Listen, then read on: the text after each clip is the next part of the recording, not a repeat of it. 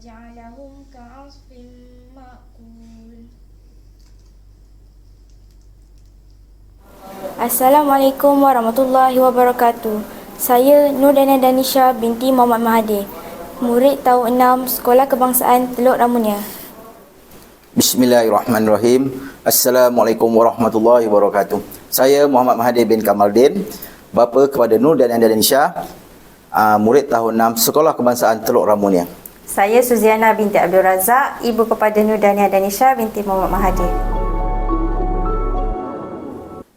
Terlebih dahulu, saya ingin mengucapkan jutaan terima kasih kepada semua guru Sekolah Kebangsaan Teluk Ramunia yang telah mendidik dan mengajar anak saya daripada sekolah pra sehingga tahun 6. Sikap anak saya Nurdania ni daripada kecil, dia ni seorang yang pemalu. Tapi dia ni tegas. Dia kalau apa yang dia kata dia nak, dia akan cuba dapatkan. Jadi dekat situ kita akan bagi dia satu syarat lah macam tu. Okay, jika you nak macam ni, you kena buat sampai you dapat. Okay, bila dia dapat, kita akan bagi dia orang kata imbuhan yang dia nak. Tapi orang kata berasas lah, yang penting bukan ikut apa yang dia nak macam tu. Lepas tu dia ni ada kelebihan jugalah. Bila kita mengajar, kelebihan dia mudah dapat apa yang kita ajar, yang kita tunjuk ajar, yang kita bagi tahu pada dia, mudah dia dapat dan faham. Tu je lah. Cara dan rahsia saya mendidik anak sama saja macam ibu bapa orang lain. Saya tegas dalam pembelajaran dan agama, solat 5 waktu, berdoa dan bertawakal kepada Allah SWT, dan beri tumpuan 100% pada guru ketika di dalam kelas. Saranan saya kepada ibu bapa dan penjaga di luar sana, ambillah sedikit masa dan luangkan masa bersama anak-anak, bersembang, berbual dan tanya apa masalah dia di sekolah dan di luar sekolah. Saranan saya kepada ibu bapa yang lain, saya tahu setiap ibu bapa dia nak anak mereka yang berjaya. Semua ibu bapa mesti ada matlamat tu. Jadi kalau pada saranan saya, kita sebagai ibu bapa kita perlu redha dan berlapang dada menerima sentiasa kelebihan dan kekurangan anak kita.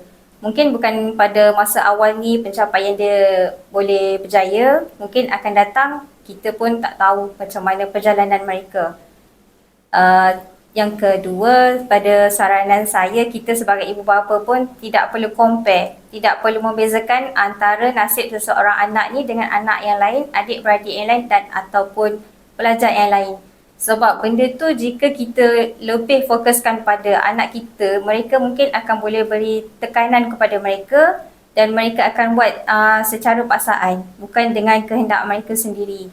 Pada saya memang kalau membezakan anak tu boleh bagi efek kesan yang buruk jugalah pada anak.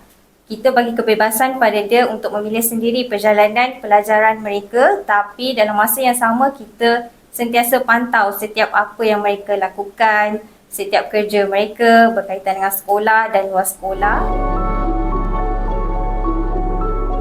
Teknik belajar saya ialah saya akan menghafal beberapa isi penting bagi setiap mata pelajaran.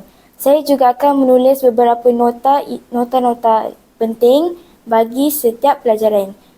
Ketika di kelas, saya akan memberi tumpuan kepada guru ketika mengajar. Pengalaman paling best saya di sekolah, grup perempuan pertama dapat menyertai pertandingan robot sumo Petrosains di KLCC.